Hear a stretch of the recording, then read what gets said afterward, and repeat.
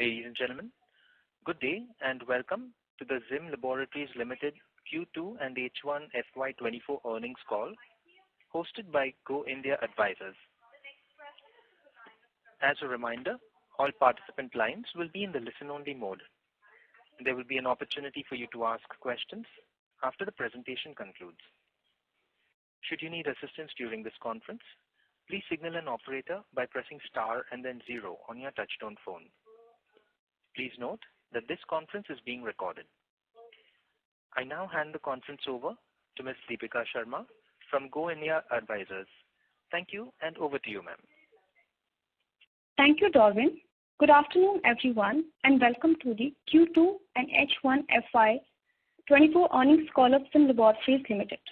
We have on the call Dr. Anwar Daud, Chairman and Managing Director, Mr. Shyam Mohan Petro, Chief Financial Officer, Mr. Zulfikar Kamal, Director Finance, Dr. Chandrasekhar Mende, Executive Director and Chief Executive Officer, Zim Health Technologies Limited, and Mr. Zain Daud, Investor Relations.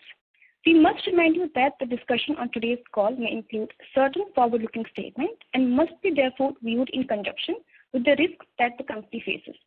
May I now request the management to take us through the financials and the business outlook, subsequent to which we will open the floor for Q&A. Thank you, and over to you, sir.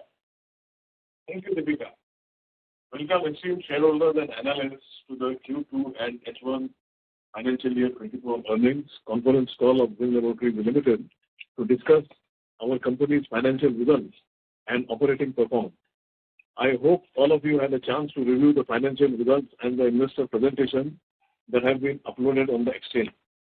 Q2 FY24 saw improved performance from the company with a 27% quarter-on-quarter growth in the total operating income and EBITDA and PAT margins improving to 12.5 and 4.8% respectively for this quarter.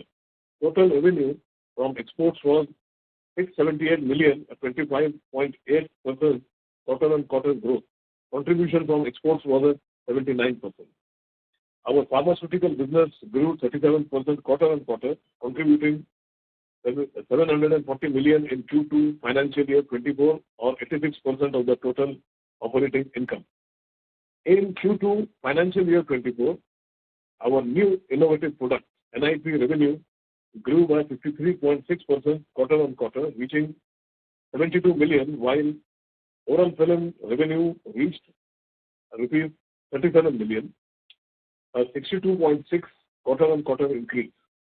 Together, the NIP and OTF, our new initiatives, now make up 13% of our total revenue, amounting to 109 million rupees. The quarter also saw some key product updates. We filed one NIP dossier in EU in quarter 2 24, making it the third cumulative filing for NIP in EU. The OTF business saw its first commercial order being supplied in Europe for sildenafil cyclase 50 mg ODS. Our marketing partner in Canada also received marketing authorization for antiemetic ondansetron OTF product using Zim's dossier. In terms of marketing authorization for Zim's portfolio, Zim obtained 6 marketing authorizations for finished formulation in ROW and emerging markets, and our marketing partner submitted 8 OTF registrations using Zim's dossier in pharmacy and ROW markets, while 12 finished formulation dossiers were filed, comprising 8 from Zim and 4 from the client. Additionally, 9 NIP dossiers were submitted in pharmacy and ROW markets. The company's geographical mix is also improving, with Asia and India contributing higher percentage compared to previous quarters. We are also seeing steady growth in the revenue from EU, LATAM, and other regulated and pharmacy markets, with contribution reaching to 7% of total revenue in quarter 2 year 24. We continue to maintain our focus on research and development, with R&D investment accounting to 9.4% of our total operating income in quarter 2 financial year 24. I now welcome Mr. Shyam Patro, who will take us through the financial highlights. Thank you, sir. Good afternoon to all our esteemed participants. Let me present the overall financial results for quarter 2 financial year 24. In quarter 2, our total operating income stood at rupees 858 million, marking a 27% increase on quarter-to-quarter basis. EBITDA for quarter 2 amounts to rupees 107 million, which stood at 81% on quarter-to-quarter basis, with an EBITDA margin of 12.5%. While the PAT for Q2 was at rupees 41 million, and the margin stood at 4.8%. Exports, which make up a significant portion of our revenue, constituted 79% of our total operating income. Our ongoing commitment to plant and machinery upgradation resulted in rupees 339 million being added to our gross block for the H1 financial 24. Our R&D investment for Q2 was at 9.4% of the total operating income, while we spent rupees 81 million on specifically OPEX, facility, these studies, and registration in quarter 2. That said, we remain strong in terms of our balance sheet. Our borrowings for H1 stands at rupees 601 million with a leverage ratio of 27%. The finance cost also declined to rupees 12 million, a decrease of 30% on our quarter-to-quarter basis. I would now hand over the floor to the Managing Director to start his closing thoughts. Thank you. Thank you, Shyam. We hope to continue on the progress of this quarter and keep working towards our strategic goals. We would now like to open the floor for questions. Thank you very much. We will now begin the question and answer session. Anyone who wishes to ask a question may press star and 1 on their touchtone telephone. If you wish to withdraw yourself from the question queue, you may press star and 2. Participants are requested to use handsets while asking a question. Ladies and gentlemen, we will wait for a moment while the question queue assembles.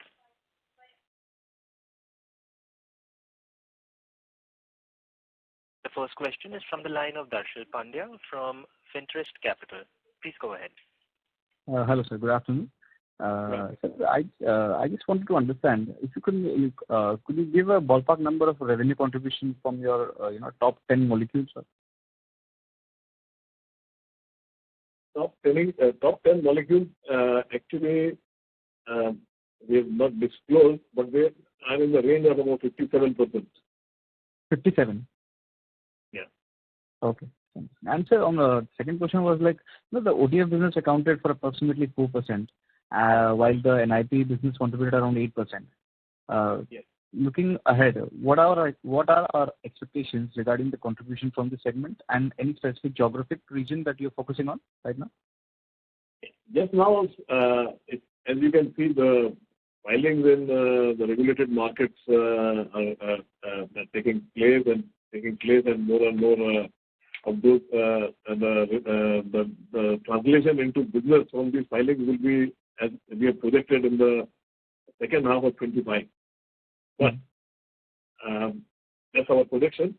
But as you can see, there are several filings in the ROW and emerging markets, and in those areas we see very welcome acceptance of these products. And you can see the contribution this made in the last quarter. We think that the NIP and the ODF business will see an overall increase in the coming quarter of this financial year and the next one, and also as a percentage of the total business. Okay. And sir, when we met on the plant visit, so there we discussed that you recently launched a new product called SASA in Europe, and you are actively working. So any update on that? A bit on that, yeah, it's been supplied. The first supply has taken place, as I said. Okay.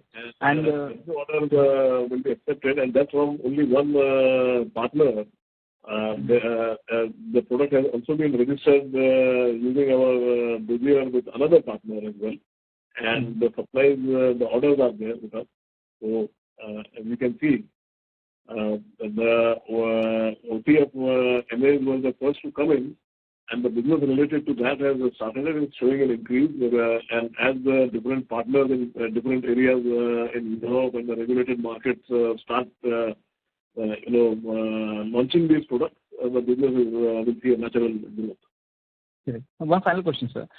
You are also developing Suboxone that time when we met. Any update on that? Yes, development is the chemical part of it is over. We are waiting for the co-development partner to come in and we'll go in for the bivalent as well. Any tentative timeline or something for this? At this moment, because the partner, in the court of the partner, because the partner has to finalize the bivalent protocol, the study center, and all those things. I hope we will be able to conclude the preliminary work that needs to be done before the bivalent begins by December. But not an announced decision to make. There's a partner involved in it. Hopefully, by December or by March, we should have the bivalent. All right. Okay, so that's it from my side. All the best for the coming future. Thank you. Thank you. The next question is from the line of Darshil from Crown Capital. Please go ahead. Hello. Hi. Hope I'm audible, sir. Yeah. So congratulations on a great set of results, sir. So just wanted to know what kind of guidance that we may give for FY24 and FY25 with our new launches coming in. So any terms of revenue and margin guidance that we could. 25, it's too early to call at this moment, I feel, because so many things are happening. The company is in transition. We expect that we will start hitting early numbers in 25 for the regulated markets as far as the NIP products are concerned. But at this moment, we wouldn't like to give any forward-looking statement on that, any numbers on that. However, in the financial year 24, the order position is robust, and we seem to be bouncing back from the external problems that were there in the first quarter. The order position is robust at this moment, and we think we will be able to repeat the performance of last year. Perfect, sir. We'll be able to maintain last year's revenue. And in terms of our margins, sir, that will be able to get to last year's margin, as there seems to be some pressure on it, sir. I think so. Maybe Shyam can add to that. See, definitely giving a ballpark number and a forward-looking statement, we were past now. We are not we are a bit optimistic about the H2 rather. For revenue run rate will remain same or at par with last year's number. Yeah. Perfect. Due to the operating leverage, what we have.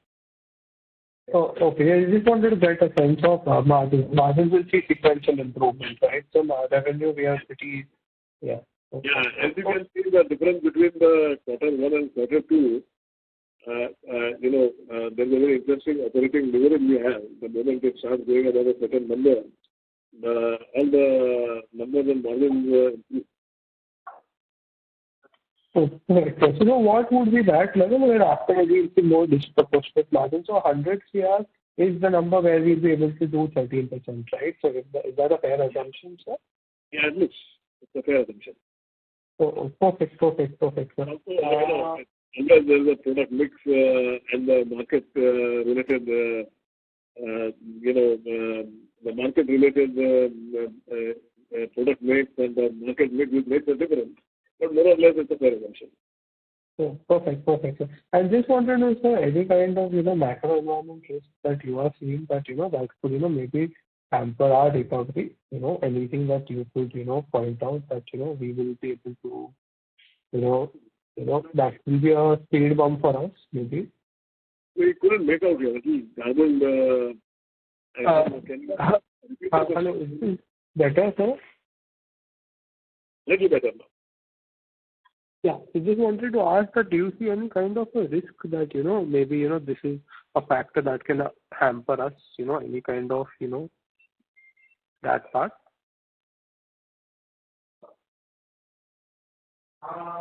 Normal business, there is, we have made these filings. Now, how soon the registrations come in, and what has been, we have been, as conservative as we can be about when the filings will come, when the MAs will come in and when the registration will come in, but one never knows about these things because they are not in our hands. Oh, perfect, sir. I think that's it, sir. Thank you so much, sir. All the best, sir. Thank you. Thank you for your. Thank you. Ladies and gentlemen, if you wish to ask a question, you may please press star and 1. The next question is from the line of Abhishek Agarwal from Prithvi Finmart Private Limited. Please go ahead. Hello, sir. Thanks for the opportunity. In the investor presentation, you stated that Nutra business have yet to fully rebound from the currency crisis effect in Q1 FY24. Okay. So when can we anticipate the situation to stabilize, and what potential consequence could it have on the revenue and margin projection for the current fiscal year and next year? The order position that we have now itself shows a steady increase in the nutraceutical business. We are growing in India, Asia, and Southeast Asia as well. So there is a lot of de-risking coming in the coming quarters. And these numbers can, because we have a 3-month view of, because of the orders that we have, we can only give a 3-month view at this moment. So it looks like in general the Nutra business is something like, I don't know what kind of effect it will have on the margin. For a very simple reason that as we go into from ROW to emerging and regulated markets, the margin in general improve. So probably by this quarter end, everybody will have a better feel on to what extent margins and other parameters, other indices will be impacted, but to what extent it will be positive. In general, I can say the margins and the numbers are positive because of the order that we have in our hand.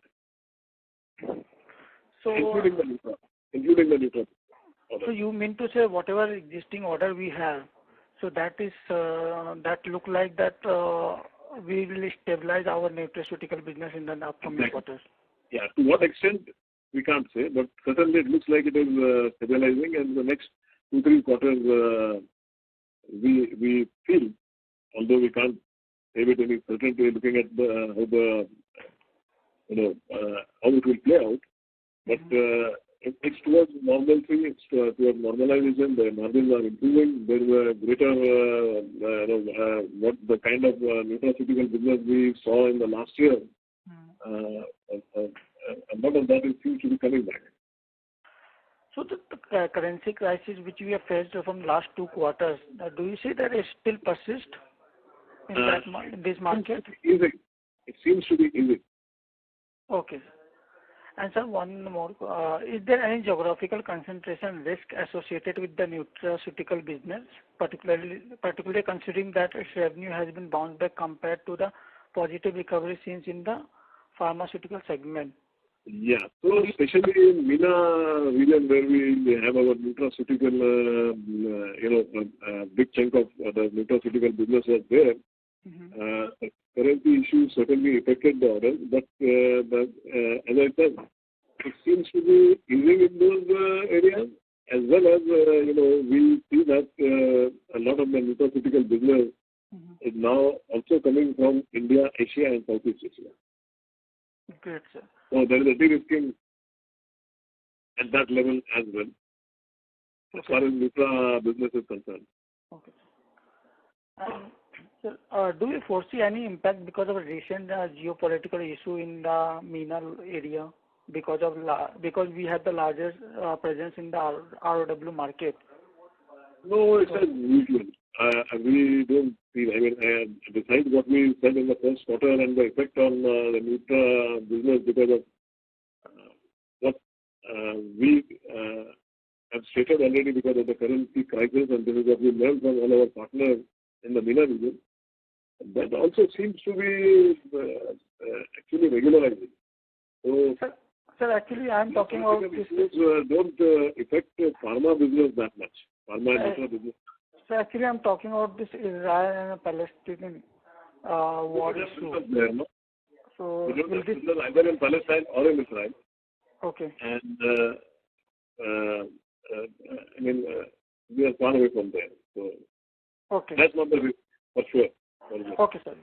And sir, my last question. Currently, we are mainly present in the ROW market and farm emerging market. And our product launch and approval pipeline is not looking strong for the regulated market as of now. So when do you see that significant contribution coming from the regulated market, and how significant it can be for our overall business? I think by the second half of 25, you will see a good traction, because those are the normal timelines after submission. And the volume and all these things will start increasing, because after the first submission, then the moment you submit, then there are a lot of agreements which get signed. And even if the agreement gets signed in this year, after the first MA, there is a period of 5 or 6 months in which the other partners and other areas where the MAs are not submitted would get registered.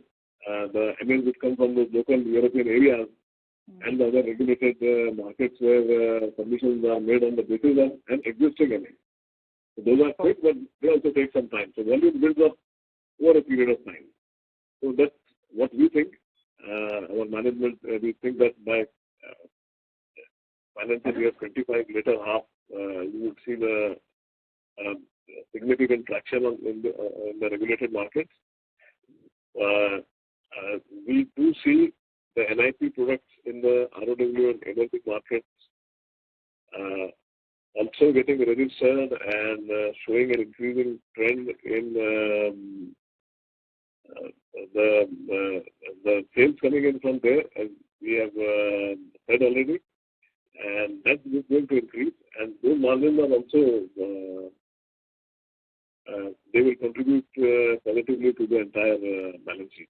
And I think Dr. Bande can add to that related to some agreements and other things we have signed, and the balance and other things which are going on. Hello, this is Dr. Bande. As you are aware that we are in the process of filing, and we mentioned to you that we have done the 3 submissions already, and 3 submissions is due in the H2. Now the submissions are under review, and we are expecting that all the procedure, there is at least a procedure of 1 year, means 210 days, which generally extended up to 1 year, will get over by the 24 end, and then subsequently in the second half of the 25, we will see that there is a significant difference in the most of the NIP products. And this regulated market are the Europe. We are already submitting in the Europe. Also, we will go to the most difficult markets like Brazil in the second half of the 25. So this will bring a lot of change from the revenue in the regulated market. Okay, sir. And sir, whatever product pipeline we have, is it more on the OTC category or is it prescribed category? It is on the prescribed category. What we are submitting, most of the products are in the prescribed category in the regulated market. Okay, sir. Great. That's from my end. Thanks, sir. All the best. Thank you. Thank you. Participants who wish to ask questions may please press star and 1. The next question is from the line of Naman Bansali from Perpetuity Ventures. Please go ahead. So first is on the industry side. So how do businesses like you typically go about incorporating the cost of API usage into the pricing structure? And generally, how long does this process usually take to implement? Can you repeat the question, please? I'm asking that how do businesses typically go about incorporating the cost of API usage into their pricing structure, and how long does this process usually take to implement? I would like to answer this question. Say, we are always having a structure where we decide on the particular cost of the API in the ratio with the finished product formulation. Below that, we don't go. And generally, we have a very good and reliable sources for the API. Generally, we have two sources of the API. So we are risk-free and we are managing well within our expected cost of the API in tune with the formulation cost. Okay. Got it. Sorry? Does that answer? Does that help to clarify? My second question was on the model which you follow. So on the marketing model side, so do you have field force or do you run on a total partner model with the companies or the distributors which you have? Yeah. We don't have feet on the street. We don't have a sales force in the market. We have business development team who actually build long-lasting relationships with the different partners who are strong in the local market. And we engage with them at different levels.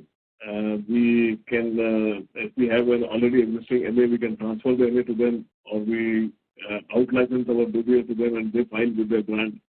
But we do have, in all cases, a supply agreement with the partner, which is very long-term, almost as long as the business will be there. And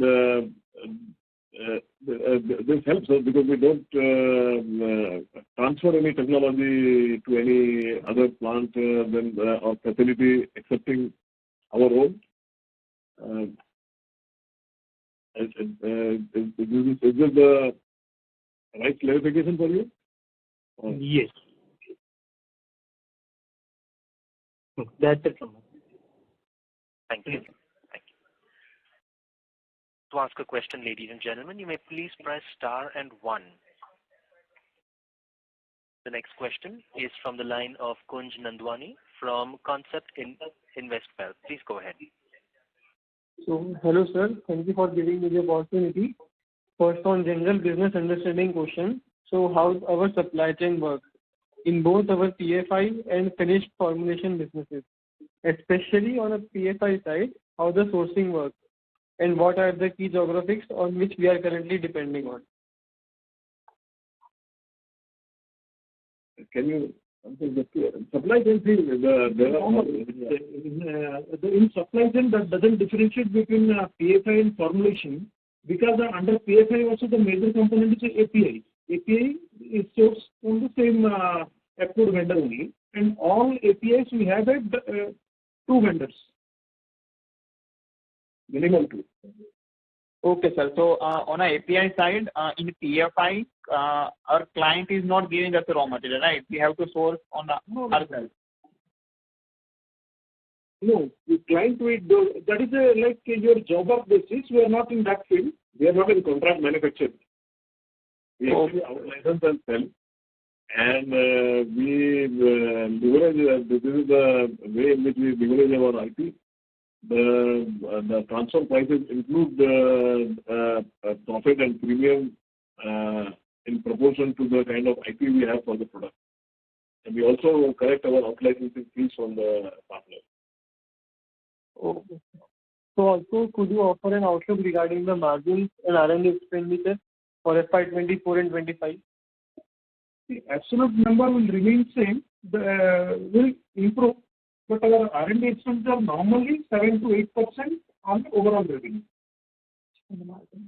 And on the margin side?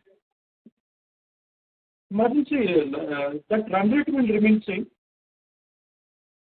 Okay, thank you, sir. That was it from my side. Thank you. Participants, to ask a question, you may please press star and 1. The next question is from the line of Anil Sharma from ED Capital. Please go ahead. Yeah, hi. Thanks for the opportunity, sir. Just a couple of queries from my side. One was I wanted to understand in terms of any instances or any, where our business has actually benefited from drops in API prices. any kind of a significant drop in API prices, and how have we benefited from them? Secondly I just wanted to check any upcoming products in the pipeline that you can highlight, which is expected to be introduced over the course of next, probably, let's say, a quarter or a couple of quarters. Yeah, thanks.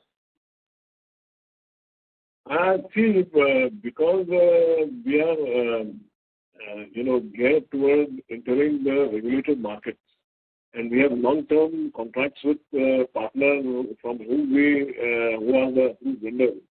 The dossier that we make also contains the dossier of the DMF of the API manufacturer as well. They are supposed to provide all the details and other information that is required by the approving authority wherever the products are submitted. I'm just giving you this background to inform you that drops or increases in API prices are modulated with long-term supply contracts.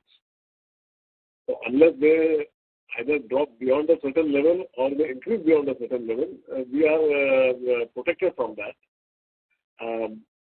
But we always factor in gradual drops in the prices of APIs over a period of time as the product gains traction and volumes improve. So we are expected to drop our prices as well.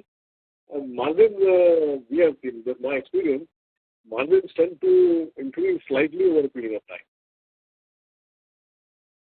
as a result of whatever is there, but it's slightly. Whatever we put in there, there are no commodity-related swings in prices as far as this business is concerned. Either upwards or downwards in the margin due to the prices drop in the API or increase in the API. The upcoming products in the pipeline in next two, I think we normally don't disclose this. We will be making disclosures for you relating to our submission. So we have the NIP products which are already on the website. Whatever we develop for confidentiality and reasons of protecting the company's plans for the future, at this moment I'm not at liberty to disclose. For sure, as we keep our submissions and bioequivalences and partnership agreements, they get signed over a period of time, certainly we'll disclose at the appropriate time and place. Okay. Thank you so much. In general, I would like to add here, the company is in the business of complex and difficult to manufacture products. And we try to solve a problem. We identify products where a problem is sought to be identified and solved by the company through its technology and IP. And these are the kind of products we will see in the future. Okay, sure. Thank you again, sir. Yeah. Thank you. Participants, you may press star and 1 to ask a question. The next question is from the line of Rohit from iThought PMS. Please go ahead. Hello, audible, sir? Yes.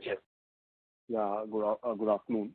Sir, I think in one of the previous interactions that that is publicly available, you mentioned that you see that financial year 25 to be the year in which a lot of the efforts that you've done in terms of NIP or getting into regulated markets sort of getting fructified in terms of financial numbers. So I just wanted to understand, if you can just maybe, so first question is, do you still hold on to that statement and do you see FY25 numbers improving substantially for you? And if you can just maybe talk a bit more on that, like how much, or whatever you can share. Yeah, at this moment it's difficult to give you a number because 25 is at least, we are in this current year, 2 more quarters to go, then 4 more quarters in the next year, right? So we are between 6 to 8 quarters away from where the numbers start kicking in.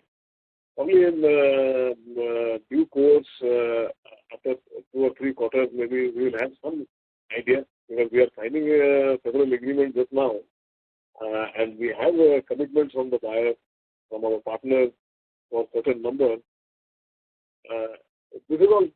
There are a lot of market dynamics involved. Where it's it won't be prudent to share numbers which are at the moment being signed because things change in 1 year and 1.5 years. You've all seen that changing.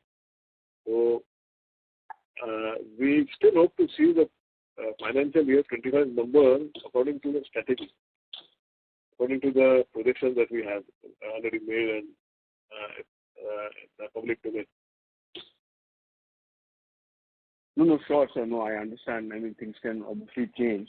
No, what I'm saying, I mean, for example, I noticed that you disclosed the sales from NIP and OTF for the first time now in the presentation. So, I mean, one way to say is that there are 6 to 8 quarters still left. The other way to say is that only 2 quarters left in FY24. So, I mean, what I'm trying to say, I understand is that all the efforts that you've done, are they on track for you to sort of see the fruits of that? They seem to be on track, and you will see a further traction in terms of the NIP and oral film products that are in the regulated markets, and also particularly all the registrations and filings that are being made in the emerging markets as well.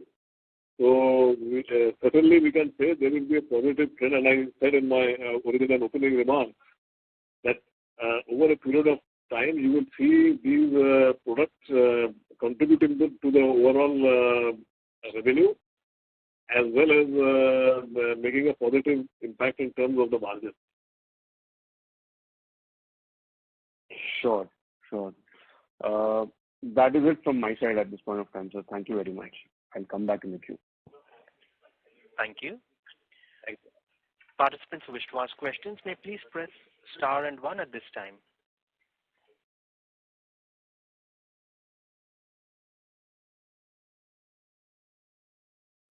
We have no further questions. I would now like to hand the conference over to the management for closing comments. Over to you, sir.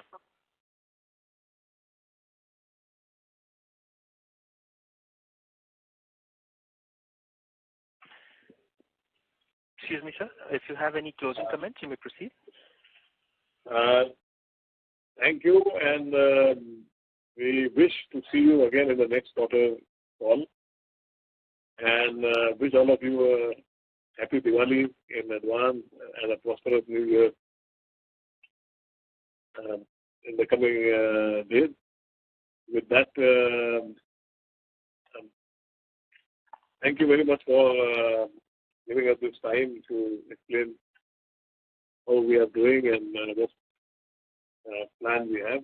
More or less, as I said, we are on track and we are confident. Thank you. On behalf of Go India Advisors, that concludes this conference. Thank you all for joining us. You may now disconnect your lines.